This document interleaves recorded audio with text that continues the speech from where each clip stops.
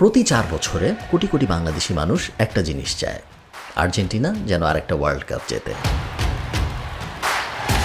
Argentina জিতলে আমাদের মনে হয় আমরাই যেন জিতে গিয়েছি। আমরা ওদের জার্সি পরি, আমরা ওদের পতাকা লাগাই আমাদের বাসায়। বাট যদি আমি আপনাকে জিজ্ঞেস করি যে মেসি, ম্যারাডোনা এবং আরও কিছু প্লেয়ার বাদে বা জেনারেলি স্পিকিং ফুটবল বাদে আপনি আর্জেন্টিনার ব্যাপারে আর কি জানেন, আপনি হয়তো খুব বেশি কিছু বলতে পারবেন না। আর্জেন্টিনার গল্প যদি আপনি শোনেন আপনি অবাক হয়ে যাবেন, কারণ এই দেশটার আমেরিকা থেকেও বড়লোক দেশ হওয়ার কথা ছিল। আবার অ্যাট দ্য সেম টাইম এই দেশ নিজেরা যুদ্ধ করে ধ্বংস হয়ে যাওয়ার মতো অবস্থায় চলে আসছে। এই দেশ এমন একটা দেশ যে ইংল্যান্ডের কাছ থেকে দ্বীপ দখল করার চেষ্টা করছে, যুদ্ধ করছে, এবং সেই যুদ্ধের ফলাফল হয়েছে ভয়ঙ্কর। আজকে আমি আপনাদের আর্জেন্টিনার গল্প বলবো, চলেন শুরু করা যায়। আর্জেন্টিনা একটা অদ্ভুত দেশ। এই দেশকে অদ্ভুত বলার কারণ হলো যুগে যুগে আর্জেন্টিনার সাথে যা হওয়ার কথা তার কোনো কিছুই এই দেশের সাথে হয় নাই। আজকে যখন আপনি আর্জেন্টিনার কথা ভাবেন, আপনি কি ভাবেন? ফুটবল। কিন্তু আপনি যদি মাত্র 70 বছর আগে যেও চিন্তা করেন যে আর্জেন্টিনা কি ছিল, 70 বছর আগেও আর্জেন্টিনার কেউ ফুটবল নিয়ে একটা কথাও ভাবতো না। ওরা কি বলতো জানেন? ওরা বলতো আর্জেন্টিনা দুনিয়ার সবচেয়ে প্রমিজিং দেশগুলোর একটা, এবং আমেরিকার পরে পৃথিবীর সেকেন্ড পরাশক্তি হইতে পারে আর্জেন্টিনা। মাত্র 70 বছর আগে এটা ছিল আমাদের কনভারসেশন। অনেকে এটাও বলতো যে আমেরিকার পরে না, আমেরিকাকেও ছাড়ায় যাবে আর্জেন্টিনা। কিন্তু আজকের দিনে এসে আমরা যখন দুনিয়ার পরাশক্তিগুলার বা অ্যাটলিস্ট দুনিয়ার পাওয়ারফুল দেশগুলোর কথা চিন্তা করি, আমেরিকা আসে, সুইজারল্যান্ড আসে, তারপরে ধরেন ইউকে আসবে, জার্মানি আসবে, ঘুরায় ফিরে আর্জেন্টিনা কোনোভাবেই কোনো দিক থেকে আসে না। কাহিনীটা কি? এই কাহিনী খুবই জটিল কাহিনী, বাট এই কাহিনী বোঝার জন্য আপনার ফার্স্টেই যে জিনিসটা দেখতে হবে সেটা হলো আর্জেন্টিনার ম্যাপ। আপনারা যারা আগে কখনো আর্জেন্টিনার ম্যাপ দেখেন নাই, আর্জেন্টিনা কিন্তু বিশাল একটা দেশ, এবং কত বিশাল আমি আপনাদের একটু কনটেক্সট দেই। 19টা বাংলাদেশ যদি আপনি পাশাপাশি রাখেন তাহলে যেটা হবে সেটা হলো আর্জেন্টিনা। এবং শুধু যে বিশাল তা না, অনেক দেশে আছে বিশাল বাট কোনো কাজের না। যেমন ধরেন মিডল ইস্টে অনেকগুলো দেশ আছে অনেক বড় বড়, বাট বেশিরভাগই মরুভূমি, খুব বেশি কিছু আসলে করা যায় না ওই সব জায়গায়। বা অনেক দেশ এরকম আছে যারা বিশাল বাট বেশিরভাগ জায়গায় বরফ, কিছু আসলে চাইলেও তারা করতে পারে না। আর্জেন্টিনা ওই রকম না। আর্জেন্টিনার এই যে বিশাল ল্যান্ড, এর বেশিরভাগ অংশই হলো প্যাম্পাস। প্যাম্পাস মানে হলো ভয়ঙ্কর ভয়ঙ্কর ফার্টাইল জমি। হাজার হাজার মাইল ধরে আপনি দেখবেন মাঠের পর মাঠ, জমির পর জমি, ফাঁকা জমি, গ্রাস ল্যান্ড, যেখানে ঘাস হচ্ছে, যেখানে আপনি যাই ফালাবেন তাই হবে, কোনো সমস্যা নেই। এবং আপনি যদি একজন ফার্মার হিসেবে, একজন চাষি হিসেবে চিন্তা করেন যে কীরকম আইডিয়াল ল্যান্ড আমি বানাইতে পারি, যেই আইডিয়াল ল্যান্ডে আমি গরু চড়াইতে পারবো, ছাগল চড়াইতে পারবো, ভেড়া চড়াইতে পারবো, আবার ওই সেম ল্যান্ডের ভিতরেই আমি যা ইচ্ছা তাই ফলাইতে পারবো, আপনি মনে মনে যেই জিনিসটা কল্পনা করবেন সেটাই বেসিক্যালি আর্জেন্টিনা। এখন আপনি মজার ব্যাপারটা দেখেন, 19বিংশ শতাব্দীর শেষ দিকে, সো 1900 সালের শেষের দিকে ইউরোপে কিন্তু অনেক বদল হচ্ছিল। আপনারা যারা একটু ইতিহাস দেখছেন আপনারা জানেন যে ফার্স্ট ওয়ার্ল্ড ওয়ার হইল 14 থেকে 19, এরপরে সেকেন্ড ওয়ার্ল্ড ওয়ার হইল 39 থেকে 45, এরপরে আস্তে আস্তে আরবানাইজেশন শুরু হইল এবং পুরা দুনিয়া ডেভেলপমেন্টের দিকে, স্ট্রাকচারাল ইমপ্রুভমেন্টের দিকে মনোযোগ দেওয়া শুরু করলো। এবং ওই টাইমটাই পুরা দুনিয়ার মানুষজন একটা সেম মুভমেন্ট করা শুরু করলো, সেটা হলো শহরের দিকে যাওয়ার মুভমেন্ট। আস্তে আস্তে গ্রামগুলো খালি হওয়া শুরু করলো, আস্তে আস্তে আরবানাইজেশন ব্যাপারটা, শিল্পায়ন, নগরায়ন, ওই ব্যাপারগুলো কিন্তু শুরু হইলো 1950-এর পরে, যখন সেকেন্ড ওয়ার্ল্ড ওয়ার শেষ হইলো তার পরের দিক থেকে। তো এই যে লাখ লাখ মানুষ নিজেদের ফার্মল্যান্ড, নিজেদের জমি জমা ছেড়ে শহরের দিকে, ইভেন বাংলাদেশেও কিন্তু ওই সময়ই মানুষ ফার্স্টে আস্তে আস্তে ঢাকার দিকে আসা শুরু করে, যদিও তখন বাংলাদেশ হয় নাই, পাকিস্তান আমলের কথা আমি বলতেছি, বাট গ্রামগঞ্জ ছেড়ে আস্তে আস্তে মানুষ শহরের দিকে যাওয়ার ট্রেন্ডটা ওই সময় শুরু হয়। এবং যখন মানুষ গ্রাম ছেড়ে শহরের দিকে যায়, গ্রামে থাকলে তো সে নিজের ফল ফলাদি নিজেই ফলাইতো, বা নিজের ফল ফলাদি আরেকজনের দিত, তার কাছ থেকে আরেকটা জিনিস নিত, ওইভাবে বার্টার পদ্ধতিতে সে কাজ চালায় নিত। সে যখন আস্তে আস্তে শহরে যাওয়া শুরু করে তখন তার প্রয়োজন হয় যে আমি এখন গরুর মাংস কিনবো, আমি এখন আলু কিনবো, এই টাইপ জিনিসপত্র। এবং এই যখন পুরা দুনিয়ার সিচুয়েশন, তখন আর্জেন্টিনার জন্য একদম পারফেক্ট গোল্ডেন অপরচুনিটি চলে আসে যে আমরা এখন পুরা দুনিয়ায় আমাদের এগ্রিকালচার এক্সপোর্ট করব। স্টেপল ফুড আমরা যেগুলোকে বলি, চাল, ডাল, গম ইত্যাদি, এগুলা প্লাস আর্জেন্টিনার বিফ এই সময় পুরা দুনিয়ায় ওয়ার্ল্ড ফেমাস হয়ে যায়, এবং পুরা দুনিয়ার মানুষজন আর্জেন্টিনার বিফ, আর্জেন্টিনার গম এগুলো খাওয়া শুরু করে। আর্জেন্টিনা তখন one of the world's largest exporter এইসব জিনিসের। আজকে আপনারা যারা বিদেশে ঘুরেন আপনারা হয়তো খেয়াল করবেন যে Argentine porter house, Argentine steak, এরকম বিভিন্ন দোকান আছে পুরা দুনিয়ার বিভিন্ন জায়গায়, ইউরোপে বেশি বাট পুরা দুনিয়ার বিভিন্ন জায়গায় আছে। এগুলো ওই সময় আসা শুরু হয়েছে। ওই সময় আর্জেন্টাইনরা আসছে, তারা তাদের বিফ খাওয়ার কালচার নিয়ে আসছে, তারা তাদের স্টেক খাওয়ার কালচার নিয়ে আসছে, এবং ওই দোকানগুলো কিন্তু থেকে গেছে আজকের দিনেও। যাক, এখন আপনি কাহিনীটা দেখেন, একটা দেশ যখন বড়লোক হওয়া শুরু করে তখন কি হয়? তখন আশপাশ থেকে ওই দেশে মানুষ আসা শুরু করে। এটা সব বড়লোক দেশের সাথে হয়েছে।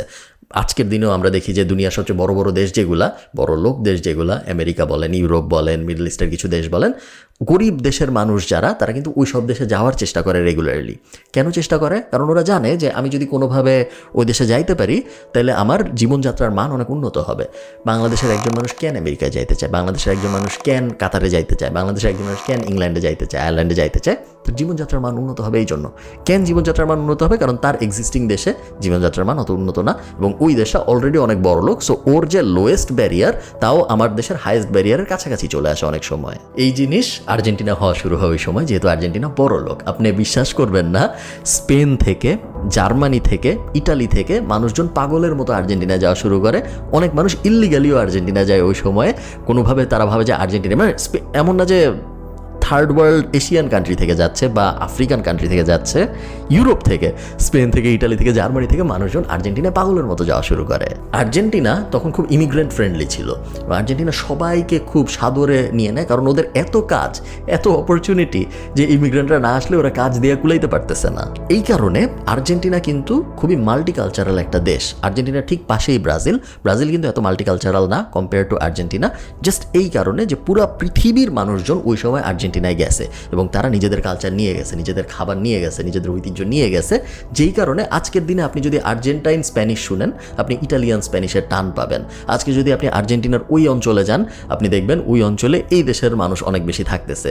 তো পুরো একটা মাল্টিকালচারাল হাব হয়ে যায় দুনিয়া ওই সময় আর্জেন্টিনা। আজকের দিনে আমরা দুবাই, কাতার বলতে যা বুঝি, উঁচা উঁচা বিল্ডিং, আধুনিক ইনফ্রাস্ট্রাকচার, সব কিছুর সুযোগ সুবিধা আছে। ওই সময় বুয়েন্স আইরেস, আর্জেন্টিনার যেটা রাজধানী, ওই সময় ছিল ওইটা। বড় বিল্ডিং বলেন, ক্যাফে বলেন, কালচার বলেন, সব কিছু ছিল ওদের। এবং পুরা দুনিয়ার ব্রিটিশ, আমেরিকান যারা বড় বড় ইনভেস্টর, যারা বড় বড় আর্কিটেক্ট, যারা উঁচা উঁচা বিল্ডিং বানানোর স্বপ্ন দেখে, তারা সবাই ওই সময় আর্জেন্টিনায় ইনভেস্ট করা শুরু করে। এখন আমি জানি আপনি কি ভাবতেছেন যে এত বড় লোক একটা দেশ, এত ভালো একটা দেশ, এত প্রসপারিটি ছিল এরকম একটা দেশ, ওর কি হইল, ও কিভাবে এরকম গ্যারাকলে পড়লো? এই জিনিসটা আমরা যদি সত্যি সত্যি বুঝতে চাই তাহলে আমাদের আরেকটু পিছনে যাইতে হবে কয়েকশো বছর। 16শো শতাব্দীতে প্রথম আর্জেন্টিনায় আসে স্প্যানিশ সেটেলাররা।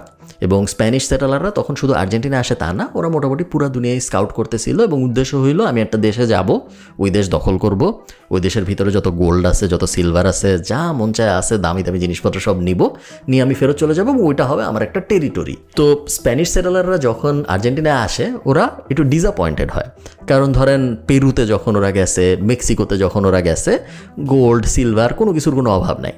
আর্জেন্টিনা খালি জমি এবং ফার্টাইল ল্যান্ড। এবং 16শো শতাব্দীতে কিন্তু আজকের দিনের মতো ফার্টাইল ল্যান্ডের, মানে এগ্রিকালচারের জন্য উন্নত জমির অত ডিমান্ড ছিল না, তো পুরো দুনিয়ায় ফাঁকা। সো ওরা স্প্যানিশ সেটেলাররা ওখানে যায় একটু বিরক্তই হয় যে কী রে দেশ এটা, চারিদিকে খালি জমি আর জমি, কোনো কিছু নেই, এটা কেমন দেশ? তো যাই হোক, ওরা দখল করে আর্জেন্টিনা ঠিকই, বাট দখল করা ফালায় রাখে, তেমন একটা দাম দেয় না, কারণ ওদের এর থেকে অনেক বেশি গুরুত্বপূর্ণ সেটেলমেন্ট ছিল যেগুলোকে আরও বেশি দাম দেওয়ার দরকার ছিল ওই সময়। কিন্তু ইন্টারেস্টিং ব্যাপারটা কি দেখেন, যত দুনিয়া আগায় তত নদীপথে বাণিজ্য বাড়া শুরু করে।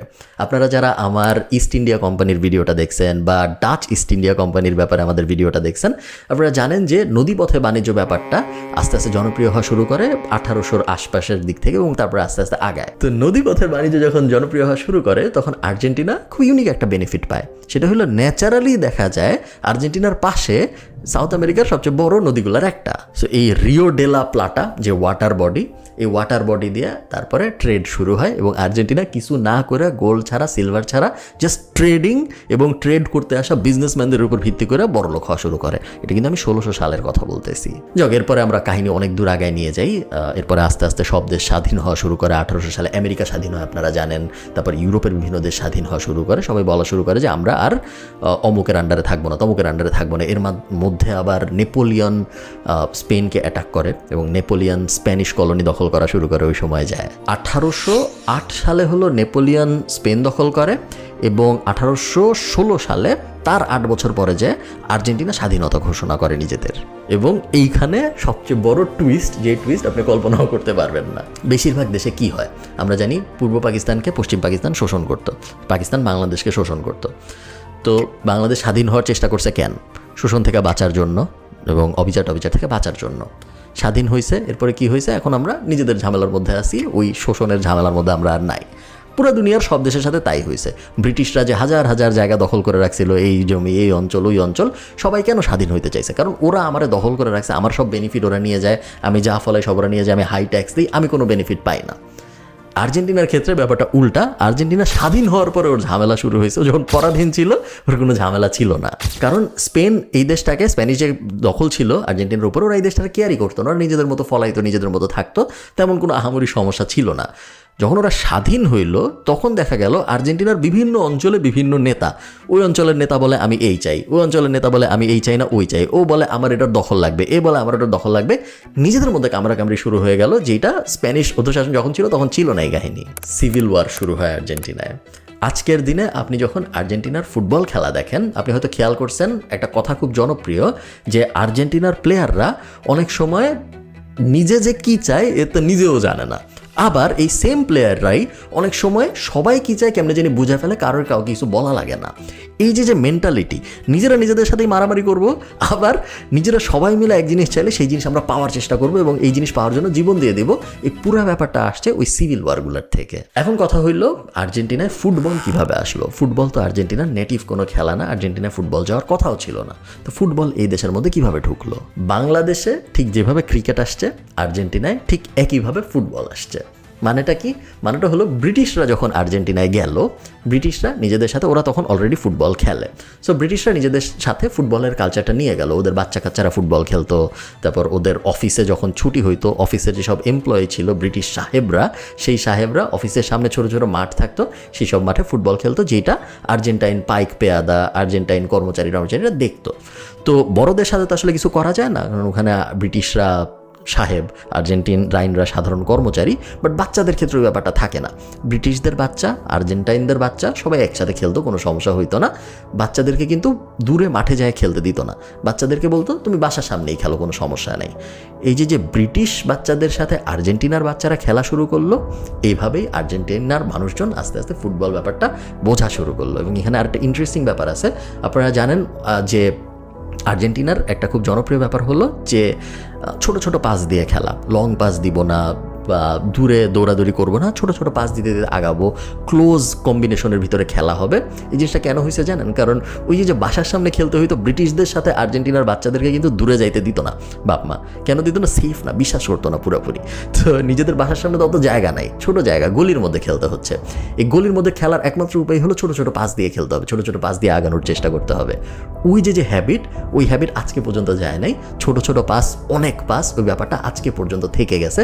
আজকে কিন্তু আর মাঠঘাটের কোনো অভাব নেই, বাট ওই যে ডিএনএ, ওই ডিএনএ আর চেঞ্জ করা সম্ভব হয় নাই। যাই হোক, আস্তে আস্তে আর্জেন্টিনায় ফুটবল জনপ্রিয় হওয়া শুরু হইলো এবং আস্তে আস্তে আর্জেন্টিনায় ফুটবলের ক্লাব কালচার আসা শুরু হইলো। দুইটা ক্লাবের নাম আমরা অনেকেই জানি, একটা নাম হলো রিভার প্লেট এবং আরেকটা নাম হলো বোকা জুনিয়র্স। একটা ব্যাপার কি আপনি কখনো ভাবছেন যে ফুটবল তো দুনিয়ায় অনেক দেশই খেলে, কারণ ইউনাইটেড কিংডম ফুটবল খেলে, ফ্রান্স ফুটবল খেলে, জার্মানি ফুটবল খেলে, এই ওয়ার্ল্ড কাপে 40টা দেশ খেলবে, বাট 40টা দেশ তো ওয়ার্ল্ড কাপে খেলতেছে, ফুটবল ধরেন 100 দেশ খেলে বা 150 দেশ খেলে। সবার কাছে কিন্তু ফুটবল অত সিরিয়াস জিনিস না। আপনি যদি ইংল্যান্ডে যান, ইংল্যান্ড ক্রিকেট নিয়েও খেলতেছে, ইংল্যান্ড গল্ফও খেলতেছে, ফুটবলও খেলতেছে, হ্যাঁ ঠিক আছে, বাট সারাদিনও ফুটবল নিয়ে কথা বলে এরকম না। আপনি যদি ফ্রান্সে যান, ওয়ার্ল্ড কাপের টাইমটা যদি আপনি বাদ দেন, ফুটবল নিয়ে কোনো কথা হইতেছে এরকম আপনি অত হয়তো দেখবেনও না। যদি মেসি পিএসজিতে খেলতে না যাইতো বা যদি নেইমার পিএসজিতে খেলতে না যাইতো, এমবাপ্পে যদি জনপ্রিয় না হইতো, ফ্রান্সে যে ফুটবল ক্লাব আছে, সাধারণ মানুষ, ফুটবল ফ্যানদের কথা বলতেছি না আমি, সাধারণ মানুষ তো কেয়ারই করতো না যে কি পিএসজি না। যদি আল নাসেরে ক্রিস্টিয়ানো রোনালদো খেলতে না যাইতো, আল নাসের বলে যেটা ক্লাব আছে আমরা জানতামই না, কেউ কেয়ারই করে না। আমি যেটা বোঝাইতে চাচ্ছি সেটা হলো পৃথিবীর অনেক দেশ ফুটবল খেলে, বাট সব দেশে ফুটবল ব্যাপারটাই তাদের মেইন জিনিস এইরকম না। বাট আর্জেন্টিনায় ফুটবল ব্যাপারটাই ওদের মেইন জিনিস। ওয়ার্ল্ড কাপ হোক না হোক, ওয়ার্ল্ড কাপ জিতুক না জিতুক, খেলতে পারুক না পারুক, 24 ঘন্টা এরা ফুটবল নিয়ে ভাবে, আর কোনো কিছু নিয়ে ভাবে না। প্রথমে আপনার বুঝতে হবে এই কাহিনীর মেইন রিজন হলো আর্জেন্টিনার মাল্টিকালচারিজম। যখন আর্জেন্টিনায় পুরো দুনিয়া থেকে মানুষ আসা শুরু করে, তখন এই যে পুরো দুনিয়া থেকে মানুষ আসতেছে, এরা কমনলি কোনো একটা কিছু করবে এরকম খুব বেশি জিনিস ছিল না। আপনি আর্জেন্টিনা তখন গুয়াচু টাইপ জিনিসপত্র, মানে যে কাউবয় টাইপ খেলা টেলা ছিল, বাট ওগুলো আর্জেন্টিনার নিজেদের ট্রেডিশন। সবাই মিলে খেলতে পারবো। স্প্যানিশ ছেলেটাও আমার সাথে খেলতে পারবে, আমেরিকান ছেলেটাও আমার সাথে খেলতে পারবে, জার্মান ছেলেটাও আমার সাথে খেলতে পারবে, আর্জেন্টাইন ছেলেটাও আমার সাথে খেলতে পারবে। ওই একই খেলা, এত রুল টুলের ঝামেলা নাই, খেলার মধ্যে এত কথা বলতে হয় না, ওইভাবে একটা কমিউনিটি বিল্ড হবে। এই যে ব্যাপারটা, এই ব্যাপারটা ফুটবলই আর্জেন্টিনাকে দিছে। এবং ওই মাল্টিকালচারিজমের সাথে ফুটবল যখন মিশছে তখন যে সুন্দর একটা মেলবন্ধন হয়েছে, এই জিনিসটা আর্জেন্টিনার ছাড়া আর পৃথিবীর খুব বেশি জায়গায় হয় নাই। এবং আরেকটা ব্যাপার হলো, যখন এই ক্লাব ব্যাপারটার উত্থান হলো, আর্জেন্টিনা যেহেতু ওই ঠিক একই সময় গ্রামের থেকে বুয়েন্স আয়ারেস মানে শহরগুলো জনপ্রিয় হওয়া শুরু হলো, আর্জেন্টিনা যখন বড়লোক হওয়া শুরু করলো, আর্জেন্টিনার বিভিন্ন গ্রাম থেকে মানুষজন শহরে আসা শুরু করলো। মানুষ যখন একটা নতুন জায়গায় যায় তখন সে আইডেন্টিটি খুঁজে। তো তুমিও বোকা জুনিয়র সাপোর্ট করো, আমিও বোকা জুনিয়র সাপোর্ট করি, আজকে থেকে আমরা ফ্রেন্ড। এবং এই যে আমি বোকা জুনিয়র সাপোর্ট করলাম, এখন আমার সন্তানও বোকা জুনিয়র সাপোর্ট করবে, আমার জামাই বউও বোকা জুনিয়র সাপোর্ট করবে, আমার সন্তানের সন্তান, আমার নাতি তারাও বোকা জুনিয়র সাপোর্ট করবে। ওই যে ক্লাবের কালচারটা, যে এই ক্লাব আসলে আমি সাপোর্ট করি এরকম না, আমি এই ক্লাবের জন্য আমি মরেও যাইতে পারি, কোনো সমস্যা নেই। এই যে ব্যাপারটা, এই ব্যাপারটা আর্জেন্টিনা ছাড়া পৃথিবীর আর খুব বেশি দেশে নাই। এবং এইখানেই ক্রিয়েটিভিটির ব্যাপারটা চলে আসে। আপনারা জানেন যে বলা হয় আর্জেন্টিনার কিন্তু প্লেয়াররা উচ্চ গড়নের, অনেক উঁচা লম্বা এরকম না। আর্জেন্টিনার প্লেয়াররা ইমোশনাল, এবং আর্জেন্টিনা ফুটবলটা খেলে ইমোশন দিয়ে। কেন আর্জেন্টিনা ফুটবলটা খেলে ইমোশন দিয়ে? কারণ এই যে হিস্ট্রি আমি আপনাদের বললাম, এইটা ফুটবল জাস্ট ফুটবল না, ফুটবল তিনটা কালচারের মিলা। ফুটবল আমার নানা ওই ক্লাবকে সাপোর্ট করতো, এই কারণে আমার দাদা আমাকে প্রথম ফুটবলটা কিনে দিছিল, আমার বাবা ওই ক্লাব হারার পরে আমার সামনে বসে কাঁদছিল। খুব ইমোশনাল একটা ব্যাপার। এবং যখন এই ইমোশনটা হিট করে তখন একটা অদ্ভুত জিনিস হয়, যেটা লজিক দিয়ে হয় না। সেটা হলো আপনি ক্রিয়েটিভিটি দেখান এক্সট্রা। আপনি যদি ইটালিতে ফুটবল খেলেন, আপনাকে বলা হবে যে এই হলো ডেটা অ্যানালিটিক্স। আমরা বুঝছি যে ও ডাইনে যাবে এখন, ও বামে যাবে এখন, ও 18টা পাস দিবে এইভাবে, ও 19টা। পুরো জিনিসটা খুব অ্যানালিটিক্যাল, পুরো জিনিসটা ডেটা নির্ভর। ইমোশন কম, ডেটা বেশি। ইমোশন নাই তা না, ইমোশন কম, ডেটা বেশি। বাট আর্জেন্টিনায় যে ফুটবল খেলতেছে সে এত ইমোশনের ধারে না। তারে বলা হয় যে এই জিনিস সম্ভব না। সে বলে কিসের সম্ভব না? আমি আজকে সকাল থেকে সন্ধ্যা পর্যন্ত, আগামী 6 মাস, আগামী 6 বছর সকাল থেকে সন্ধ্যা পর্যন্ত আমি এই জিনিসই চেষ্টা করব, আমি দেখাবো যে সম্ভব। এবং তারপরেও আসলেও তাই করতে থাকে। এবং এই কারণেই এই অঞ্চলটা থেকে, আর্জেন্টিনার থেকে যে পরিমাণ স্কিল এবং ট্যালেন্ট বাইর হয়, ওইটা ইউরোপ কখনো ম্যাচ করতে পারে না। তো এই ক্রিয়েটিভিটি যখন আস্তে আস্তে বাড়া শুরু করে আর্জেন্টিনায়, তখন আস্তে আস্তে আর্জেন্টিনার মানুষজন ইন্টারন্যাশনাল লেভেলের ফুটবলার প্রডিউস করা শুরু করে। এবং আর্জেন্টিনার ইন্টারন্যাশনাল লেভেলে সবচেয়ে বড় নাম যে, সে আর কেউ না, ডিয়েগো ম্যারাডোনা। শহরের বাইরে, জাস্ট বুয়েন্স আয়ারেসের একটু বাইরে, সিটির থেকে একটু দূরে একটা গরিব ঘরে জন্ম ম্যারাডোনার। আপনার বুঝতে হবে যে ওই সময় কিন্তু আর্জেন্টিনা গরিব না। সো গরিব না হওয়া দেশে গরিব ঘরে জন্মানো এটা কষ্টের কাজ। ওর বাবা মা খুব আহামরি ভালো ছিল এরকম আসলে না। বাট ছোটবেলা থেকেই সবাই বুঝে ফেলে যে ম্যারাডোনা একটু অন্যরকম। ওর পায়ে যখন ফুটবল যায়, ও যখন ফুটবলটা খেলে, ও ডিফারেন্টলি খেলে, বাকিদের মতো করে খেলে না। এই ভিডিওটা ফুটবল নিয়ে না, বাট তারপরেও আমি আপনাদের 86 ওয়ার্ল্ড কাপ নিয়ে একটা খুব ইন্টারেস্টিং গল্প বলবো, কারণ এই গল্প না জানলে আপনি আর্জেন্টিনার পুরো গল্প বুঝবেন না। 86 ওয়ার্ল্ড কাপের মাত্র কয়েক বছর আগে আর্জেন্টিনায় তখন মিলিটারি ডিক্টেটরশিপ চলতেছে, পলিটিক্যাল আনরেস্টও চলতেছে। এই আর্জেন্টিনার ইতিহাসে সবচেয়ে বাজে সময়গুলোর একটা আসলে যাচ্ছিল 86 ওয়ার্ল্ড কাপের কয়েক বছর আগের দিন যদি আপনি দেখেন। এবং ফাল্কল্যান্ড ওয়ার বলে একটা ওয়ার হয়। ফাল্কল্যান্ড একটা আইল্যান্ডের নাম। ওই আইল্যান্ডের দখল নিয়ে একটা যুদ্ধ হয়। এই আইল্যান্ড আর্জেন্টিনা ফার্স্টে দখল করে ব্রিটিশদের অধীন থেকে। এবং দুইটা আইল্যান্ড ছিল অ্যাকচুয়ালি, যেটা নিয়ে যুদ্ধ হয়। এই যুদ্ধ 10 সপ্তাহের মতো চলে। প্রায় 700-র মতো আর্জেন্টিনার মানুষ মারা যায়, আর্মি মারা যায়। এবং শেষ পর্যন্ত কিন্তু আর্জেন্টিনা এই যুদ্ধে হারে, ইংল্যান্ড এই যুদ্ধে জিতে। বিশাল বিশাল হিউমিলিয়েশন হয় যে আমি একটা জিনিস যুদ্ধ করার জন্য দখল করার চেষ্টা করলাম, তারপরে আমি আর দখল করতে পারিনি, উল্টা আমার এত মানুষ মারা গেল এবং তারপর আমার খেদায় বাইর করে দিল। এই যে জিনিসটা হয় আর্জেন্টিনা এবং ইংল্যান্ডের মধ্যে, এই জিনিস শেষ হওয়ার কয়েকদিন পরে যায় ওয়ার্ল্ড কাপ। আপনারা বুঝতেই পারতেছেন আমি কিসের কথা বলবো। সেই বিখ্যাত আর্জেন্টিনা ভার্সেস ইংল্যান্ডের ম্যাচ, যেখানে এই বিখ্যাত প্লেয়ার ডিয়েগো ম্যারাডোনা 2টা গোল করে, যার প্রথম গোলটাকে বলা হয় হ্যান্ড অফ গড, যেটা হাত দিয়া বল ধাক্কা দিয়া গোল দেয়। এবং ওই একই খেলার মধ্যে ও আরেকটা গোল দেয়, যেটাকে বলা হয় শতাব্দীর শ্রেষ্ঠ গোলগুলার একটা, যেটাও অলমোস্ট পুরা ইংল্যান্ড টিমকে কাটায় নিজেই একটা গোল দেয়। আর্জেন্টিনা ওয়ার্ল্ড কাপ জিতে, ম্যারাডোনা হয়ে যায় আর্জেন্টিনার সবচেয়ে জনপ্রিয় মানুষ এবং ফুটবল হয়ে যায় আর্জেন্টিনার ধর্ম। জাস্ট ফুটবল কিন্তু ফুটবল না, ফুটবল দিয়ে ওই সময় আর্জেন্টিনা এর থেকে অনেক বড় একটা জিনিস প্রমাণ করে যে আমি প্রতিশোধ নিয়েছি, আমি দুনিয়াকে দেখাইছি যে না আমিও পারি। ফুটবল বাদ দেন আপনি, ফুটবল জাস্ট মাধ্যম। মেইন কথা হইলো আমি আমার গর্ব ফিরে পাইছি, আমি আমার প্রাইড ফিরে পাইছি। এবং এই জিনিস আমাকে কে ফিরে এনে দিছে? এই লোকটা, ডিয়েগো ম্যারাডোনাকে এমন একটা জায়গায় নিয়ে যায় আর্জেন্টিনা, যার পরের 2022 পর্যন্ত ওই জিনিস আর কেউ নিতে পারে নাই। এরপরের কাহিনী আপনারা সবাই জানেন, ব্যর্থতার গল্প, একের পর এক ব্যর্থতা, এবং শুধু যে ফুটবলের ব্যর্থতার কথা আমি বলতেছি না, দেশ হিসেবে আর্জেন্টিনা ব্যর্থ হওয়া শুরু করে। দেশের গভর্নেন্স বাজে হয়, সরকার বাজে আসে, দুর্নীতি হওয়া শুরু হয়, ইনফ্লেশন বাড়া শুরু হয়, পুরা দেশে ক্রাইম বাড়া শুরু হয়। ওভারঅল দেশ ইভেন 2বার এরকম হয়েছে বা 3বার এরকম হয়েছে, আর্জেন্টিনা দেউলিয়া হওয়ার কাছাকাছি পর্যন্ত চলে গেছে, এবং তারপর আশপাশে লোন টোন দিয়ে, IMF লোন টোন দিয়ে আর্জেন্টিনাকে টিকায় রাখছে। ভয়ঙ্কর বাজে সিচুয়েশন। এবং এই বাজে সিচুয়েশন যাইতে তারপরে আসে আরেক বিস্ময় বালক, যার নাম লিওনেল মেসি। ম্যারাডোনা ছিল চিল্লাচিল্লি টাইপ, পার্টি করা টাইপ, সবাইরে ধমকাবে, সবার সাথে কথাবার্তা বলবে, সবসময় খুব লাইভলি। মেসি পুরো উল্টা, মেসি হইল কথা বলে না, এবং মেসি চুপ করে বসে থাকে, এবং ছোটোবেলা থেকে ও এরকম এক্স্যাক্টলি ম্যারাডোনার উল্টা। ইনফ্যাক্ট অনেকে এটা বলে যে মেসিকে দেখলে মনে হয় না যে ও এই দুনিয়ায় আছে, সবসময় মনে হয় অন্য কিছু চিন্তা করতেছে, এই দুনিয়ার মধ্যে নাই। অনেকে এইটাও বলে যে শুধু নর্মাল সময় এটা মনে হয় তা না, ও যখন খেলে, ইভেন ও যখন ওয়ার্ল্ড কাপ বা কোপার মতো গুরুত্বপূর্ণ খেলা খেলে, মাঠের মধ্যে ওরে দেখলে মনে হয় ও খেলা খেলতেছে না, ও অন্য কিছু ভাবতেছে, ও জাস্ট হাঁটাহাঁটি করতেছে। এরকম উল্টা ও ম্যারাডোনার। তো এই কারণে শুরুতে ওকে নিয়ে খুব বেশি আশা আসলে কেউ করে নাই। বাট তারপরে কি হয়েছে সেই কাহিনী আপনিও দেখছেন, আমিও দেখছি, ওই কাহিনীতে আমি অত ডিটেলে যাব না। কাতারে আর্জেন্টিনার বিশ্বজয় হলো 2022-এ। মেসি চলে আসলো ম্যারাডোনার পাশে, ম্যারাডোনার উপরে না কিন্তু ম্যারাডোনার পাশে। তার কারণ ম্যারাডোনা যেই কনটেক্সটে ইংল্যান্ডের সাথে মারামারি, দেশের এই অবস্থা, যেই কনটেক্সটে ম্যারাডোনা ওয়ার্ল্ড কাপটা জিতাইছিল, মেসির ওটা ওই কনটেক্সটটা নাই।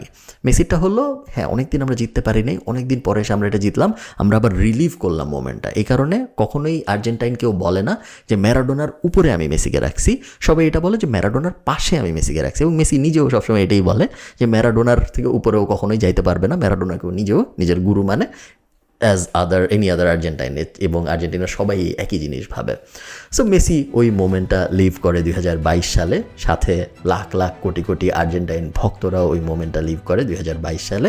এত কনটেক্সট, এত কাহিনী, এত আশা, এত ভরসা, এত পেরেছি, এত পারি নাই, এত কিছু জেনে না, জাস্ট বিকজ কোনো না কোনোভাবে অনেক মানুষ ফিল করে আর্জেন্টিনার সাথে ওর একটা কানেকশন আছে।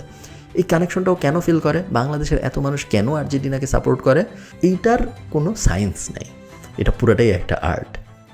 হতে পারে অনেকে বলে যে আর্জেন্টিনার একটা বিশাল অপারেশনের ইতিহাস আছে, আর্জেন্টিনার মানুষের কষ্টের ইতিহাস আছে, বাংলাদেশের মানুষেরও কষ্টের ইতিহাস আছে, এবং যদিও কখনো ওই আর্জেন্টিনার মানুষ এসব বলে না যে আমাদের কষ্টের ইতিহাস আছে, বাংলাদেশের মানুষ ওরে যায় কখনো বলে না, এইটা ডিসকাস না, এবং এটা কেউ জানেও না একজন আরেকজনের ব্যাপারে।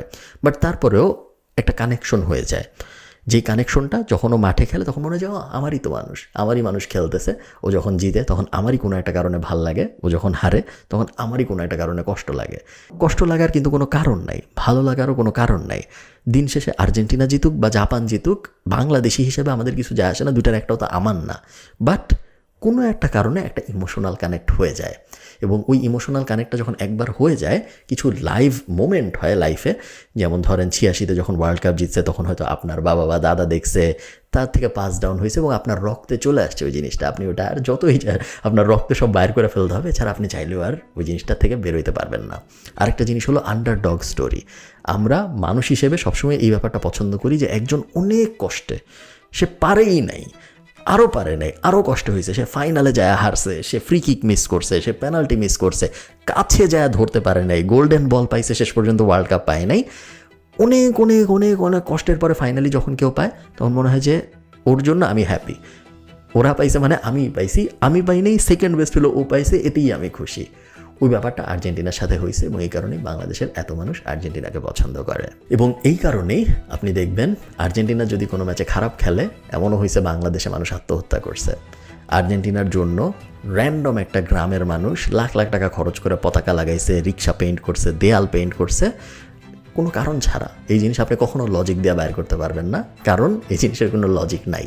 পুরোটাই ভালোবাসার, পুরোটাই ওই স্পিরিচুয়াল কানেকশনের, যে স্পিরিচুয়াল কানেকশন আপনি কখনোই কাউরে বুঝাইতে পারবেন না যে কেন ভাল লাগে, কিন্তু আমার দেশই না, কী যায় আসে, এই জিনিসের উত্তর হয় না, এটা জাস্ট একটা ফিলিং। সো হ্যাঁ, ভালো থাকেন সবাই, এনজয় দ্য ওয়ার্ল্ড কাপ। এবং আপনি যদি আর্জেন্টিনার সাপোর্টার হন, আমাকে কমেন্টে জানান আপনি কেন আর্জেন্টিনার সাপোর্টার। আপনি যদি অন্যান্য কোনো দেশের যারা ওয়ার্ল্ড কাপ খেলতেছে এরকম একটা রিভিউ চান, যেটা ঠিক ফুটবল রিভিউ না but in a way football review, আমাকে অবশ্যই কমেন্টে জানাবেন। ভালো থাকেন, টাটা।